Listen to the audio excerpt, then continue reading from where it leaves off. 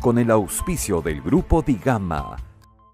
Bienvenidos ahora a Perú Construye. Vamos a hablar ahora de construcción. Bienvenido, Juan José, como siempre. Al contrario, con el mayor de los gustos. Bueno, un tema interesante, ¿no? Este tema que va a venir en unos minutos el entrevistado. Vas a entrevistar a este abogado para hablar sobre esta ley tan interesante. Sí, ¿no? pues va a estar con nosotros el doctor Miguel Ángel Torres, especialista en responsabilidad social empresarial del estudio Torres y Torres Lara, para hablar sobre obras por impuestos, un mecanismo interesante. Así es. Juan José va a entrevistar en esta oportunidad a este importante abogado de este importante estudio para el tema de obras por impuestos, que definitivamente es algo que es de interés nacional porque hay que ejecutarlo de una manera adecuada.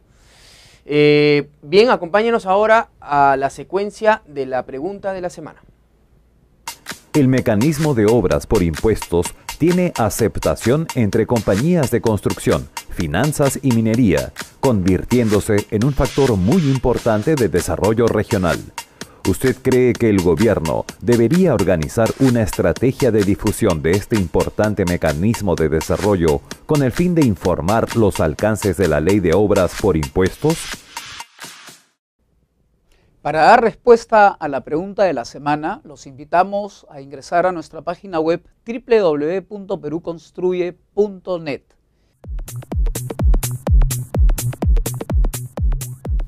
La Ley 29.230, llamada Ley de Obras por Impuestos, permite a una empresa privada, en forma individual o en consorcio, financiar y ejecutar proyectos públicos con cargo a su impuesto a la renta de tercera categoría, recuperar el monto total de la inversión. Para los gobiernos regionales y locales, adelanta recursos financieros que le son descontados al año siguiente de culminada la obra. Acelera la ejecución de obras, sosteniendo o aumentando el dinamismo económico local. Para la empresa privada, asocia su imagen con obras de alto impacto social. Acelera obras que podría elevar la competitividad local y de la empresa. Adelanta el desarrollo socioeconómico al acelerar la inversión en infraestructura, ampliar la cobertura y mejorar la calidad de los servicios públicos para la población. En todo el país, la empresa privada ha presentado proyectos en salud, educación, transporte y saneamiento. Sin embargo, la obra más destacada es sin duda la construcción del puente Chilina en Arequipa, con el concurso de Southern Perú, Interbank y Bacus, cuyo costo asciende a 245 millones de soles. La ley de obra por impuestos es una norma que beneficia a todos.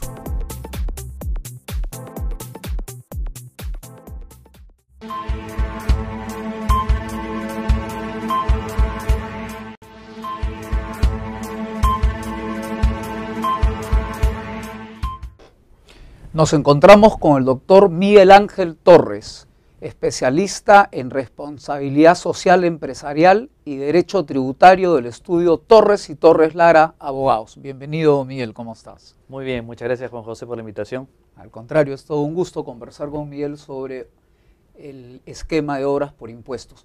Cuéntanos, ¿en qué consiste este esquema, desde cuándo se aplica en nuestro país y bajo qué modalidades? Sí, mira, obras por impuestos, la norma nace en el año 2008, ¿sí? La idea básica, la idea fundamental de la norma es que las empresas puedan invertir en inicialmente infraestructura pública para luego compensar el valor de esta inversión contra su impuesto a la renta. En términos sencillos y prácticos, lo que estamos viendo es un pago de impuesto a la renta en especie. Yo, empresa, celebro un convenio con un gobierno regional o con un gobierno local para realizar determinada obra. Yo la ejecuto y el valor de esta obra después lo puedo utilizar como crédito, es decir, al 100% contra el impuesto a la renta, lo cual es espectacular. Normalmente cuando las empresas hacían algún tipo de obra y calzaba como responsabilidad social empresarial, esto podía ser deducido como un gasto. Ajá. Pero tú sabes que gasto en realidad no es lo mismo que crédito. Gasto, reduces la base de cálculo sobre la cual estimas el impuesto a la renta. Y desde su aplicación desde el 2008, ¿cómo se ha venido sucediendo en el tiempo? ¿Se ha ido incrementando la ejecución de obras? ¿Se ha ido descentralizando? ¿Los gobiernos regionales, los gobiernos locales y otras instancias aceptan esta modalidad? Sí, como un sistema novedoso. De hecho, ha requerido mucho tiempo para que tanto los municipios como las empresas lo tomen en consideración o lo tomen como una buena alternativa. La norma sale en el 2008, en el 2008 no se hace ninguna obra por impuesto, de hecho requería su reglamentación que viene en el 2009 y con lo cual aparece la primera obra por impuesto. De ahí hablamos que en el 2010 se desarrollaron 5 obras, 2011 7, 2012 13, 2013 28 y así vamos sumando. Así es un factor multiplicador, exactamente, está creciendo. Al día de hoy, de acuerdo a la información que nos da Proinversión, ya hay entre concluidos y adjudicados 79 obras, lo que está implicando más de 1.000 millones de soles de inversión pública, ¿no? O sea, inversión privada que termina siendo inversión pública. Que son buenos ejecutores también, ¿no es cierto? Un ejemplo fue cuando hubo el aporte voluntario en el pasado gobierno, tenían un porcentaje de efectividad de más del 90%. Cuéntanos, Miguel, necesariamente, por ejemplo, una empresa minera que quiere realizar una obra por impuesto y que está ubicada en determinada región del país, ¿tiene necesariamente que realizar la obra en esa región o puede realizar o construir un colegio o una carretera o una obra de saneamiento en otra región del país? No. Mira, desde un inicio la norma ha estado plasmada en el sentido de que las empresas puedan hacer obra en cualquier lugar del Perú, no necesariamente en su ámbito de influencia. Naturalmente lo que las empresas tratan de hacer, por supuesto, es tener primero inversión dentro de su ámbito de influencia, porque así le está dando esta conexión que necesitan con la comunidad para poder hacer de su negocio un negocio sostenible. De hecho, tienes muchísimos ejemplos en los cuales no necesariamente está el centro de las operaciones de una empresa y que hayan realizado alguna obra. Es el caso del que conversábamos de Volcan, ¿no? La primera obra de Volcan fue un colegio que no estuvo estrictamente alrededor de la operación minera, sino más bien en el Callao.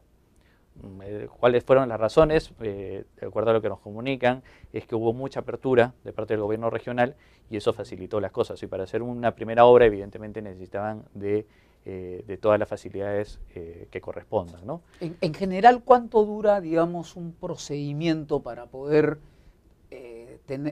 obtener la buena pro para realizar esta obra? ¿Hay algún esquema?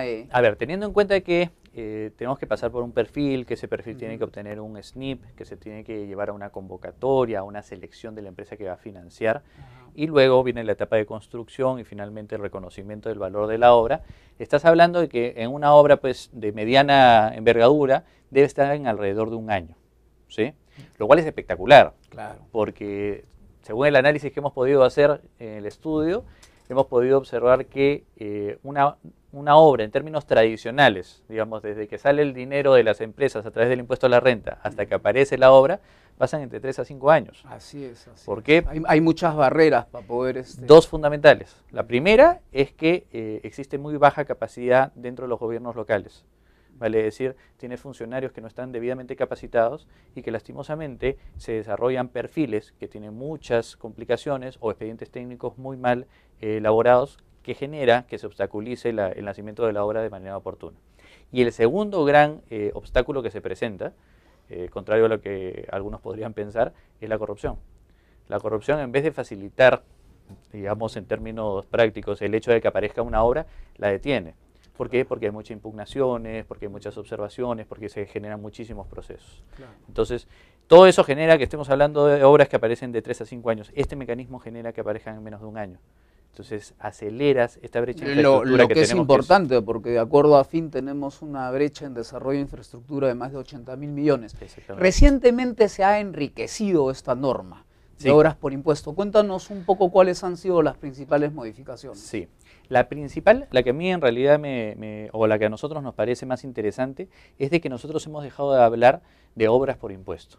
En realidad te comentaba, la norma no se llama obras por impuesto, fue bautizada así, todo el mundo la reconoce. Nació con ese nombre. Digamos que la bautizaron así, no es exactamente el nombre que tiene el nombre que tiene la norma, pero todo el mundo la entendía, obras por impuesto. Al día de hoy ya no podemos hablar de obras por impuesto, tenemos que volverla a bautizar y tenemos que hablar de inversión pública por impuesto. ¿Por qué? Porque una de las modificaciones más importantes que ha habido es que ahora la empresa tiene como posibilidad no solamente hacer infraestructura, sino también involucrarse en conceptos más completos como equipamiento y adicionalmente servicios. Por ejemplo, es tan amplio lo que puede hacer la empresa que incluso podría elaborar un programa de fortalecimiento de capacidades, por ejemplo a productores agrarios, por decirlo, ¿no? Y ello, el valor de ese servicio podría ser utilizado luego contra el pago del impuesto a la renta. Ah, podría. Si Sí. construyes una carretera, por ejemplo, que es un valor agregado que permite a los campesinos sacar sus productos perecibles, ¿el mantenimiento de esa carretera podría también estar dentro de este esquema? Por supuesto que sí. Es más, de manera expresa ya la norma lo ha señalado. Tanto la nueva ley como su nuevo reglamento ha establecido que el mantenimiento, que antes no estaba previsto, está incluido dentro de. Entonces estamos hablando de proyectos de inversión pública mucho más extensos, en donde vas a incluir este componente de mantenimiento y también otros. Te cuento, por ejemplo, una experiencia que estamos teniendo. COSUDE, que es un agente cooperante muy importante para el Perú, los suizos, ellos nos han pedido la opinión al estudio para saber si un programa que tiene, que es súper interesante, que es SABA, que es Saneamiento Básico Rural, puede calzar con el sistema de obras por impuesto. Es un proyecto, yo lo he podido visitar, impresionante, que lleva agua, digamos, potable hacia las viviendas rurales. Ahí donde nadie hace absolutamente nada, el Estado casi no aparece, ha aparecido este programa de hace muchos años cambiando la vida de las personas. Pero ¿qué es lo importante? Cuando ellos nos enseñaban su programa nos decían, ojo, acá no solamente es infraestructura, acá es capacitación a los usuarios. Claro. Porque cuando tú le pongas un baño tienes que explicarle por qué es la necesidad o por cuáles son los beneficios que se genera al utilizar de manera correcta estas instalaciones. Y también capacitación a los funcionarios públicos para que le den las facilidades. Claro, de ida y vuelta. Pues, exactamente. Entonces, ellos tienen un programa integral que es súper interesante, que brinda este agua potable a las viviendas rurales, pero que viene con componentes de servicio. O sea, no solamente es infraestructura, sino también de capacitación. Entonces, todo lo que eso hace es un concepto integral, que al día de hoy tranquilamente podría ir en manos de obras por impuesto o de inversión pública por impuestos. Para concluir, Miguel, sí. ¿Cuáles consideras que son las últimas obras emblemáticas? ¿Qué empresas, digamos, están desarrollando algunas obras realmente de mucha relevancia? Sí, es injusto en realidad mencionar alguna u otra, ¿no? Pero es importante ver... En general están en carreteras, sí. ¿hacia dónde más se perfilan? Sí. Saneamiento, claro, educación... Eso creo que es un poquito más justo de hablar, ¿no? Por ejemplo, en transporte tenemos 31 obras realizadas. De ahí vamos en saneamiento 19, educación 8, esparcimiento 6, salud 4, seguridad 4, cultura 3, comercio 2, telecomunicaciones 1, irrigación 1. Acá hay evidentemente empresas que están siendo campeones en el sistema de obras por impuestos. Claro. Volcan es una de ellas, claro. BCP es otro de ellos, Sauder, Bacus, son empresas que están muy involucradas en el sistema. Y que se siga ese ejemplo, ¿no? Conforme se va conociendo más la norma, los gobiernos regionales tienen mucho más experiencia en su aplicación, yo creo que eso va a ser un éxito. Esta es una norma que es muy importante que nosotros observemos, que no solamente depende de la empresa, ¿sí? Acá hay que ser muy transparentes al decir que esto depende, por supuesto, de la empresa, pero también depende de los gobiernos regionales y locales, quienes poco a poco están entrando en este sistema, se están dando cuenta de los beneficios que trae, que en buena cuenta para ellos es traer recursos del futuro al presente con una tasa de interés del 0%, y también, ¿por qué no decirlo? Acá hay mucho mérito de parte de Proinversión. Ok, te agradecemos muchísimo, hemos estado con el doctor Miguel Ángel Torres y tendremos alguna otra oportunidad para seguir monitoreando este interesante mecanismo que se viene aplicando en nuestro país. Por supuesto, Juan José. Muchas gracias a ti. Muy bien, amigos, ahora pasamos a los resultados de la pregunta de la semana pasada. Los sectores del interior y de trabajo están depurando los registros de trabajadores de construcción civil. ¿Usted cree que esta medida permitirá erradicar la delincuencia en el sector construcción civil? Sí, 75%, no, 25%. Bien, hemos llegado al final del programa. Interesante la entrevista que ha sostenido con el abogado, realmente del tema de obras por impuestos. Un mecanismo interesantísimo que ojalá que se empiece a aplicar con mucho más... que le dé celeridad a este tema, ¿no? Bien, para mostrarles, por supuesto, el directorio Perú Construye, una herramienta de negocios muy poderosa. Si usted es proveedor o quiere ser proveedor del sector construcción, anuncie en la revista Perú Construye, una revista que está dando muchísimo que hablar y que además ya es líder en el sector construcción. Así es, y ya contamos con el nuevo directorio de la revista Rumbo Minero, impresionante, una fuente de consulta sobre la oferta de bienes y servicios para el sector de la minería. Y Expomina, ¿no? Y Expomina del 10 al 12 de septiembre en el Centro de Convenciones Jockey. Así es, un evento de más de 1000 stands, un evento imperdible para el sector minero, los proveedores del sector minero. Muchísimas gracias por estar con nosotros tanto en nuestro programa de minería y este de construcción.